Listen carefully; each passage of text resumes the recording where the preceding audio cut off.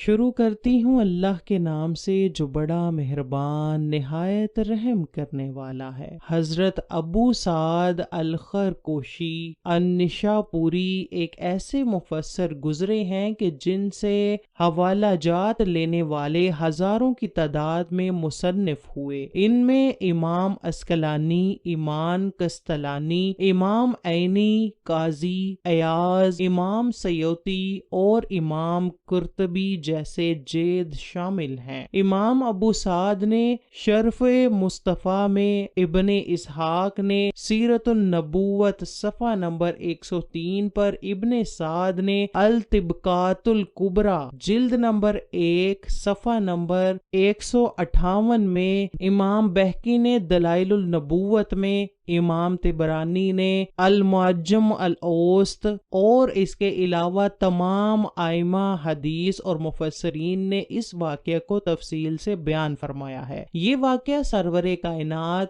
آقائے نامدار نبی آخر الزمان حضرت محمد صلی اللہ علیہ وسلم کی بعثت سے 1000 سال پہلے کا ہے کہ جب یثرب ابھی آباد نہ ہوا تھا۔ دنیا میں 5 ایسے بڑے بادشاہ گزرے ہیں کہ جنہوں نے بہت سے فتوحات کی اور دنیا کے بڑے حصے فتح کیے۔ انہی میں سے ایک یمن کا بادشاہ تھا۔ اس کے بارے میں کہتے ہیں کہ جس ملک اور جس شہر کو فتح کرتا، وہاں سے 10 افراد نہایت اعلیٰ صاحبان حکمت، صاحبان علم، یعنی چوٹی کے 10 بڑے زماں کو چن لیتا اور اپنے لشکر میں بطور مشیر شامل کر لیتا۔ اس بادشاہ کا لشکر 1,34,000 گھڑ سواروں، 1,14,000 پیادوں، سپاہیوں اور 4,000 حکماؤں اہل علم لوگوں پر مشتمل تھا۔ یہ لشکر فتوحات کرتا کرتا عرب میں حملہ آور ہوتا ہے۔ اس بادشاہ کے لیے یہ مشہور تھا کہ یہ جس بھی ملک کی طرف پیش قدمی کرتا تو لوگ اس کی طاقت سے خوف کھاتے ہوئے خود ہی ہتھیار ڈال دیتے۔ خیر وہ مکہ کی سرحد پر پہنچ گیا۔ بادشاہ بہت حیران تھا کہ ابھی تک مکہ شہر سے کوئی بھی اس سے رحم کی بھیک نہیں مانگنے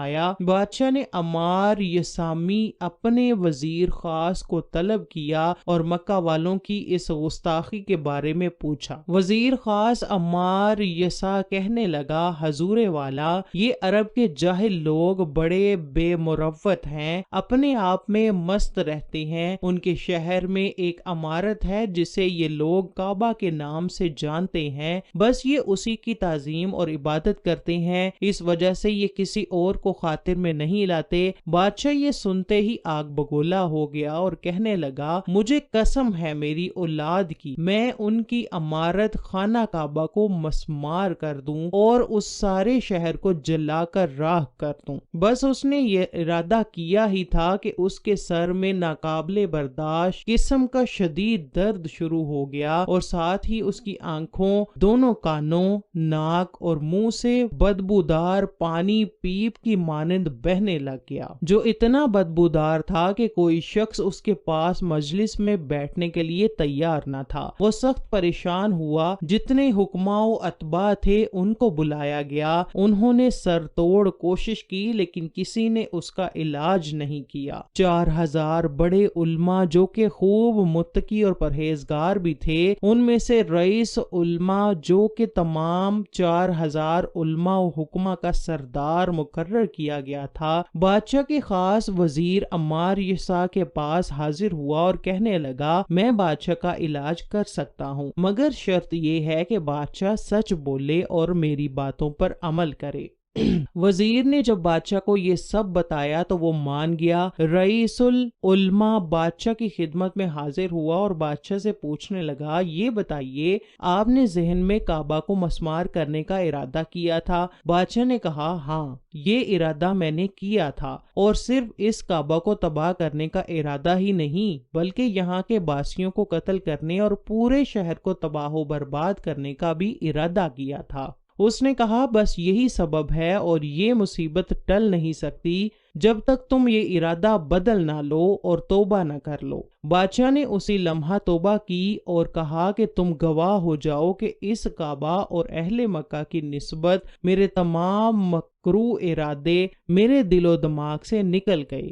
اس کے توبہ کرنے کی دیر تھی کہ اس عالم کے بادشاہ سے روانہ ہونے سے قبل ہی بادشاہ کی پیپ بھی بند ہو گئی اور سر درد بھی ٹھیک ہو گیا۔ وہ اللہ تعالیٰ پر ایمان لے آیا اور اپنی قیامگاہ سے دین ابراہیمی کا پیروکار بن کر نکلا۔ اس نے کعبے پر 7 غلاف چڑھائے اور اپنے لشکر کو بلا کر اس گھر کی حفاظت کے احکامات جاری کیے۔ یہی بادشاہ وہ پہلا شخص تھا جس نے کعبہ کو پہلی بار غلاف چڑھایا۔ اس کے بعد بادشاہ اپنا لشکر لے کر آگے نکل پڑا۔ پھر وہ ایسی جگہ پہنچا کہ جہاں کوئی آبادی نہ تھی، بس پانی کا ایک چشمہ تھا۔ بادشاہ نے لشکر کو آرام کی غرض سے وہاں ہی خیمے لگوا دیے۔ بادشاہ کو اس جگہ کا نام یثرب بتایا گیا۔ بادشاہ نے اعلان کیا کہ رات یہاں گزار کر کل سفر پر روانہ ہوں گے۔ اس دوران میں لشکر میں موجود 4000 صاحبان علم کا اجلاس ہوا اور انہوں نے باہمی اصلاح مشورہ کیا۔ وہ علماء سماوی کتب کا علم رکھنے والا اور صاحبان بصیرت تھا۔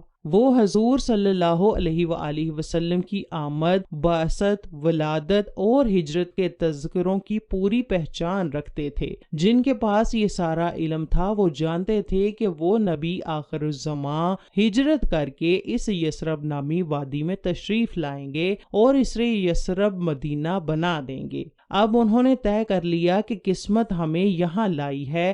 اگر ہم یہ سرزمین چھوڑ کر چلے گئے تو ہم سے بڑا بدقسمت کون ہوگا، اور ممکن ہے وہ ہمارے زمانے میں آ جائیں، ممکن ہے ہماری اولادوں کے زمانے میں آ جائیں۔ لہٰذا ان میں سے 400 علماء نے یہ فیصلہ کیا کہ چاہے بادشاہ قتل بھی کر دے یا زندہ جلا دے، ہم یہاں سے نہیں جائیں گے۔ صبح بادشاہ نے روانگی کا اعلان کیا تو ان علماء نے اعلان کر دیا کہ ہم نہیں جا رہے۔ بادشاہ بہت پریشان ہوا کہ یہی اہل علم تو میرے مشیر ہیں۔ خیر اس نے رئیس العلماء کو اپنے پاس بلایا اور نہ جانے کی وجہ پوچھی۔ رئیس العلماء فرمانے لگے کہ جس کعبہ کے شہر سے ہم آئے ہیں وہاں آخر نبی نے پیدا ہونا ہے اور وہ ایک دن ہجرت کر کے اس یثرب میں آئیں گے، اس یثرب میں آئیں گے اور اس کو مدینہ بنا دیں گے۔ ہم اب کبھی بھی اس شہر کو چھوڑ کر نہ جائیں گے، انہی پر ایمان لے آئیں گے، اور اگر ہم نہ رہے تو ہماری اولادیں ان پر ایمان لائیں گی۔ بادشاہ کہنے لگا اگر یہ بات حقیقت ہے تو اعلان کر دو کہ 1 سال تک میں خود ان کی آمد کے انتظار میں یہیں رکوں گا۔ اب اس نے 1 سال وہاں قیام کیا۔ چونکہ 400 علماء نے فیصلہ کر لیا تھا تو وہ یہاں سے نہیں جائیں گے پس بادشاہ نے 400 علماء کے لیے ایک ایک گھر بنا دیا اور فتوحات میں ملنے والی خوبصورت لونڈیاں ان 400 علماء کے حوالے کی، ان کی شادیاں کروا دیں۔ اس طرح یثرب کی زمین پر 400 جوڑے بنے اور 400 گھر آباد ہوئے۔ بادشاہ نے ان کو خوب مال و دولت دیا کہ کچھ سالوں تک کھانے پینے کی فکر چھوڑ کر بس اپنی بیویوں سے بچے پیدا کریں تاکہ آخری نبی کی آمد پر ان کی شایان شان استقبال کیا جائے۔ جب 1 سال بعد بادشاہ یثرب سے روانہ ہونے لگا تو اس نے رئیس العلماء کو بلایا۔ وہ رئیس العلماء جس نے اس کی ساری رہنمائی کی تھی اور جو اسے یثرب تک لایا تھا،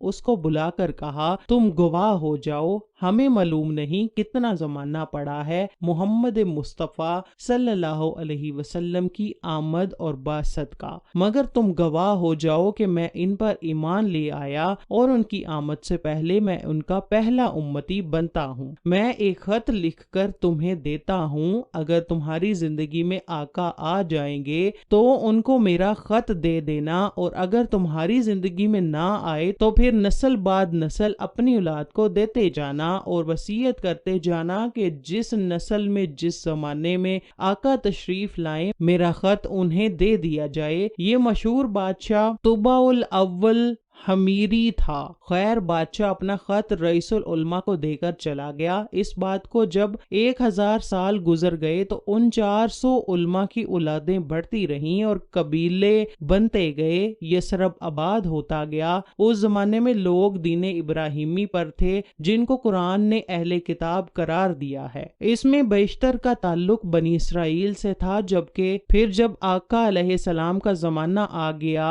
اور 53 برس کی عمر مبارک میں آقا علیہ السلام نے ہجرت کا فیصلہ فرما لیا، مدینے کے کچھ لوگ پہلے ہی منا میں حضور صلی اللہ علیہ وسلم کی بیعت کر کے آئے تھے۔ مدینہ والوں نے مشورہ کیا کہ حضور کی آمد سے پہلے ہی ان کو یہ خط پہنچایا جائے، چنانچہ عبد الرحمن بن عوف کے مشورے کے مطابق ابو لیلہ نامی معتبر شخص کے ہاتھ خط مکہ بھیج دیا گیا۔ ادھر ابو لیلہ حضور کی خدمت میں حاضر ہوئے تو حضور فرمانے لگے، آؤ ابو لیلہ، ہمیں ہمارے عاشق طبع الاول کا خط دے دو۔ ابو لیلہ کہنے لگا، یہ تو کوئی جادوگر نبی ہی جان سکتا تھا کہ میں کون ہوں اور کیا لے کر آیا ہوں۔ خیر ہجرت کر کے جب مدینہ پہنچے تو آپ کی اونٹنی حضرت ابو ایوب انصاری کے گھر کے پاس رکی، جو کہ حضرت ابو ایوب انصاری کا گھر نہیں تھا بلکہ یہ صرف ان کی تحویل میں تھا۔ یہ وہی گھر تھا جو کہ بادشاہ طبع الاول نے حضور کے لیے بنوایا تھا۔ آئیے اب آپ کو وہ مبارک خط سناتے ہیں جو بادشاہ نے حضور کے لیے 1000 سال پہلے لکھا تھا۔ اما بعد، اے محمد، میں آپ پر ایمان لایا اور آپ کی اس کتاب پر ایمان لایا جو اللہ تعالیٰ آپ پر نازل فرمائے گا، اور میں اعلان کرتا ہوں کہ آپ کے دین میں آ گیا ہوں اور آپ کی سنت پر جو آپ کا طریقہ ہوگا اس پر قائم ہوں، اور آپ کے رب اور ہر شے کے رب پر ایمان لے آیا ہوں، اور اگر میں اپنی زندگی میں آپ کو نہ پا سکوں تو میری التجا ہے کہ قیامت کے دن میری شفاعت فرما دیجئے گا اور مجھے فراموش مت کیجئے گا، کیونکہ میں آپ کے پہلے امتیوں میں سے ہوں اور میں نے آپ کی آمد سے بھی پہلے آپ کی بیعت کی اور آپ کے ہماری طرف مبعوث کیے جانے سے بھی قبل آپ پر ایمان لے آیا، اور میں آپ کی ملت پر ہوں اور آپ کے والد حضرت ابراہیم کی ملت پر ہوں۔ اس کے بعد بادشاہ کی مہر آتی ہے اور سب سے آخر میں لکھا ہے، طبع الاول